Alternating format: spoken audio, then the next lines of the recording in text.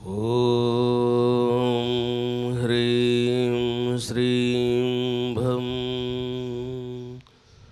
ఓం శ్రీచక్రమహామేరవే నమః శివాయ. ఓం ఈం ఈం నమః. ఓం సకలహ్రీం సకహలహ్రీం సకలహ్రీం.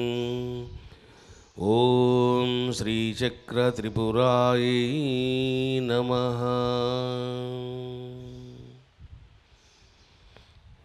దివ్యాత్మ స్వరూపులారా,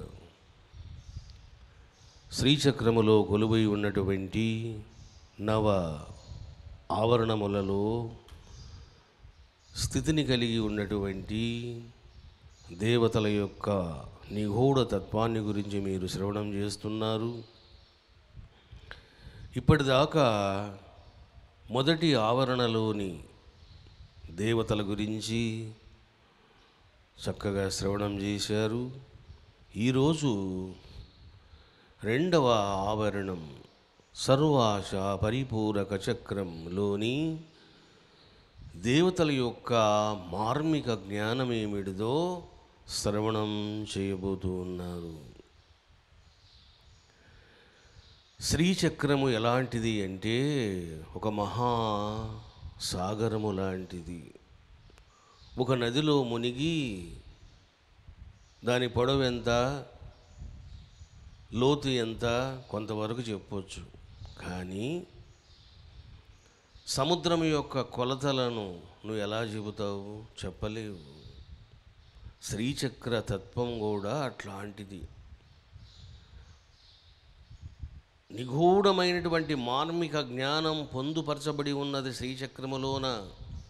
పిండాండము, బ్రహ్మాండము, పరాశక్తి, జీవుడు, వీటి మధ్య గల సంబంధము సమన్వయం చేసి నిక్షిప్తం చేయడం జరిగింది సాక్షాత్ పరమేశ్వరుడు. ఇది మానవ నిర్మితము కాదు, ఇది పరమేశ్వర నిర్మితం. వేదమంత్రాలన్నీ ఋషులు దర్శించినవి. మరి తంత్రశాస్త్రము సాక్షాత్ పరమేశ్వరుడు ప్రబోధించినటువంటిది. ఆయన ముఖార విందము నుండి వచ్చింది జ్ఞానం. ద్వితీయ ఆవరణను సర్వాశ పరిపూరక చక్రం అంటారు. మరి అందులో 16 మంది దేవతలు కొలువై ఉంటారు. దేవతల యొక్క పేర్లు కూడా మీరు శ్రవణం చేశారు, నేను మళ్ళీ మీకు చెప్పనక్కర్లే. మరి శాస్త్రం ఏం చెప్పింది? ఎందుకంటే శాస్త్రము ఏమి చెప్పిందో దాన్ని ఎవరైనా అనుసరించాలి, ఆమోదించాలి, అంగీకరించాలి. జ్ఞానార్ణవ తంత్రశాస్త్రము మొదట ద్వితీయ ఆవరణలోని దేవతల యొక్క నామాలు ఏమిటో చక్కగా ఈ రకంగా చెప్పడం జరిగింది. కామాకర్షిణి కాం దేవి, బుద్ధ్యాకర్షిణి కాం తథా,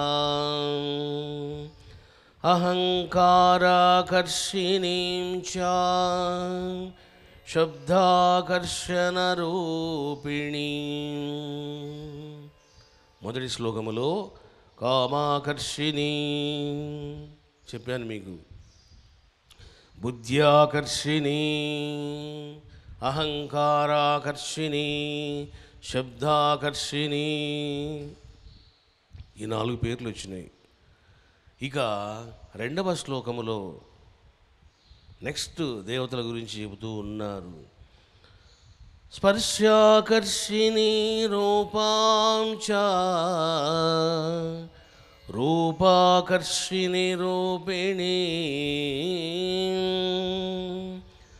రసాకర్షికరీం చైవ,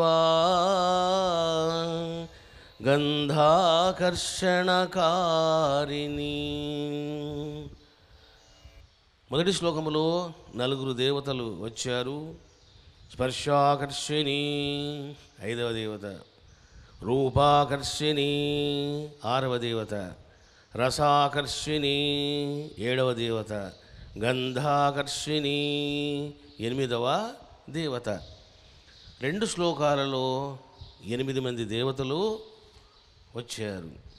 ఇక 3వ శ్లోకము ఈ విధంగా చెప్పడం జరిగింది.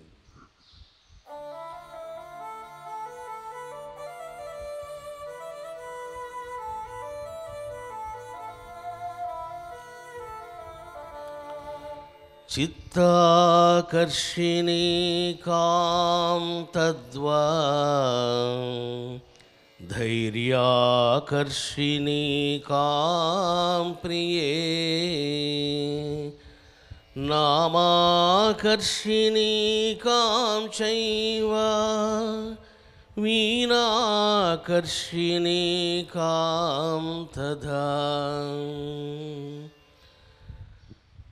చిత్తాకర్షిణీ 9వ దేవత, ధైర్యాకర్షిణీ 10వ దేవత, నామాకర్షిణీ 11వ దేవత, వీణాకర్షిణీ 12వ దేవత. ఈ వీణాకర్షిణినే శ్రీదేవి ఖడ్గమాల స్తోత్రం ఏం చెప్తుందంటే స్మృత్యాకర్షిణీ అంటుంది. అటు వీణ అన్న స్మృత్య అన్న ఒకటి.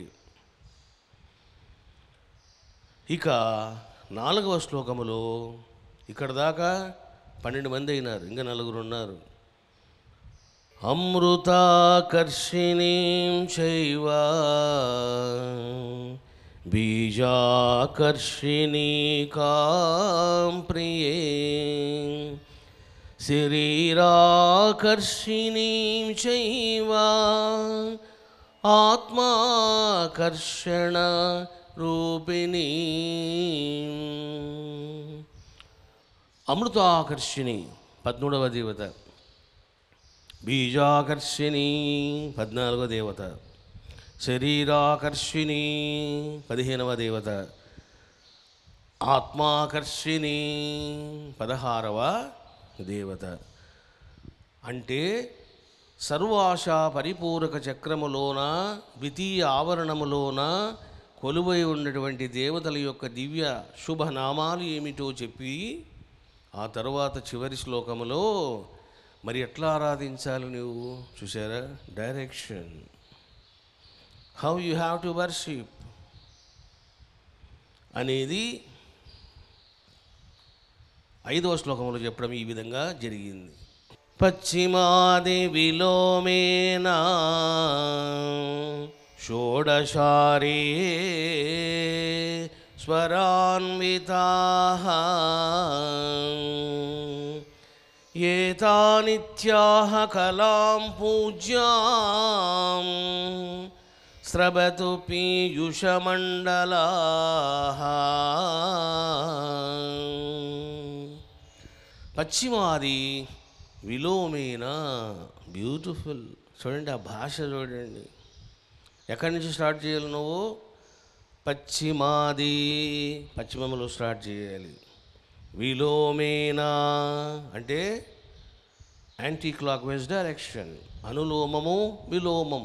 అనులోమం అంటే ప్రదక్షిణ క్రమం, విలోమం అంటే రివర్స్, అంటే ఇట్లా స్టార్ట్ చేయాలి నువ్వు. విలోమేన. సో నువ్వు పుష్పాలు అక్షతలు కుంకుమ వేయాలి. ఎట్లేస్తావు అన్నప్పుడు రివర్స్లో వేయాలి, శ్రీచక్రములోన.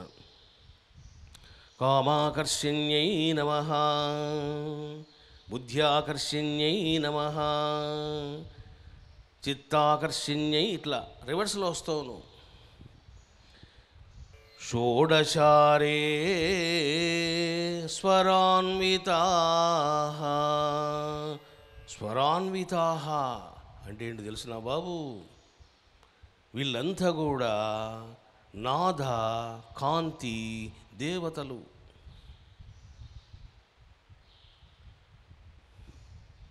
వీళ్ళంతా ఏ దేవతలు అని అంటే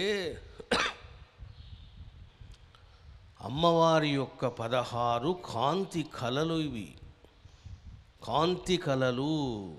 అందుకే ఈ చక్రాన్ని ఏమంటారంటే చంద్రకళా విద్య అంటారు. చూసారా, చంద్రుడు ఎక్కడున్నాడు? ఆకాశంలో ఉన్నాడు. అంటే ఏమిటిది? అది బ్రహ్మాండం. జీవుడు ఎక్కడున్నాడు? భూమి మీద ఉన్నాడు, పిండాండం. ఈ జీవుడు చంద్రుని చూస్తూ ఉన్నాడు, చంద్రుని యొక్క కలలకు గురి అవుతూ ఉన్నాడు. పాడ్యమి నాడు చంద్రుడు ఎలా ఉంటాడు, విదియ నాడు ఎలా ఉంటాడు, తదియ నాడు ఎలా ఉంటాడు, చతుర్థి నాడు ఎలా ఉంటాడు, అలా అలా అలా వెళ్ళి చతుర్దశి చూసారా?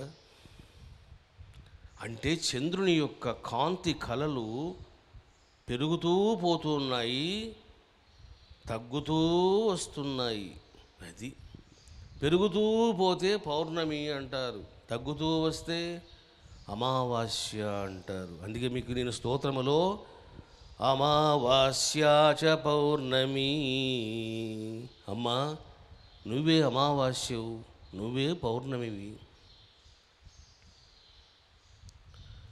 నువ్వే గాఢాంధకారములో ఉంటావో, నువ్వే దివ్య తేజస్సుతో పూర్ణ తేజస్సుతో ఉంటావు అని వర్ణించడము జరిగింది. అందువల్ల ఈ రెండవ ఆవరణం ఏమిటంటే కాంతి కళలు, చంద్రుని కళలు, మనసుకు సంబంధించిన కళలు అని మీరు తెలుసుకోవాలి. ఏతా నిత్యాహ కళాం పూజ్యాం, చక్కగా ఈ కళలను నీవు పూజించాలి. అది చూసారా? కర్మ చేయాలి, కర్మ చేయకుండా ఫలం ఎక్కడి నుంచి వస్తుంది? స్రవతు పీయూషమండలాః, స్రవతు అంటే వర్షింపజేస్తాయి, స్రవింపజేస్తాయి. ఏమిటి చేస్తాయి? పీయూషమండలాః అంటే ఆనందధారలను, తేజస్సుతో కూడిన ధారలను నీకు ప్రసరింపజేస్తాయి. చూసారా బాబు? ఒక్క శ్రీచక్రాన్ని పూజిస్తే చాలు, ఇంకా సర్వాన్ని నువ్వు పూజించినట్లే.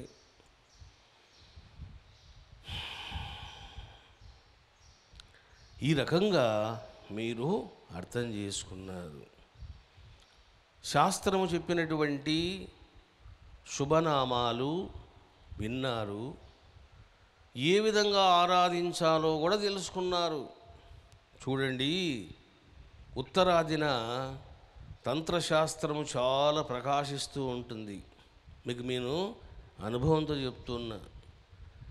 వామాచారము, కౌలాచారము, అఘోరాచారము, సమయాచారము, దక్షిణాచారము ఇవన్నీ చూసి వాళ్ళు చేసే కర్మలను చూసి మీకు చెప్తున్నా. నార్త్ ఇండియాలో మీకు తంత్రజ్ఞానము ఉవ్వెత్తున లేచి పడుతుంది. వాళ్ళు ఇంకా కాంప్రమైజ్ గారు. మనం ఏదైనా మారిస్తే సీరియస్గా చూస్తారు. సౌత్ ఇండియాలో ఏమవుతుందంటే అన్ని మార్పులే. మరి ఏమిటో ఈ సౌత్ ఇండియాకి కానీ అన్ని మార్పులే, చేర్పులే. మీరు వేదం తీసుకోండి, పురాణాలు తీసుకోండి, శాస్త్రాలు తీసుకోండి, అన్ని చేర్పులు మార్పులు.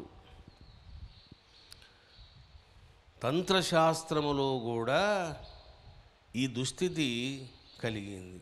ఏమిటిది అంటే సౌత్ ఇండియాలో కొంతమంది రివర్స్లో పూజ చేయరు, ఇట్లా చేస్తారు. చూసారా? అట్లా చేయమని మీకు ఎవరు చెప్పారయ్యా? శాస్త్రం చెప్పిందా? పోనీ ఏ శాస్త్రం చెప్పింది చెప్పండి. శాస్త్రమైనా చెప్పాలి, ఒక సిద్ధ మహాగురువైనా చెప్పాలి. ఒక పండితుడు చెప్పేది కాదు, ఒక విద్వాంసుడు చెప్పేది కాదు. ఒకవేళ నువ్వు వినవలసి వస్తే మహాసిద్ధుడు చెప్పాలి, మాయను మోహాన్ని జయించినటువంటి సిద్ధుడు చెప్పాలి. అందుకని మీరు ఏ గ్రంథం పడితే ఆ గ్రంథం చదవకండి, పిచ్చోళ్ళు అయిపోతారు. ఎందుకో తెలుసునా? మీకు కొన్ని పుస్తకాల్లోన ఇట్లా ఉంటాయి పూజలు, అట్లా చేయకూడదు, విరుద్ధం. అది జీవుని యొక్క చేష్టలు.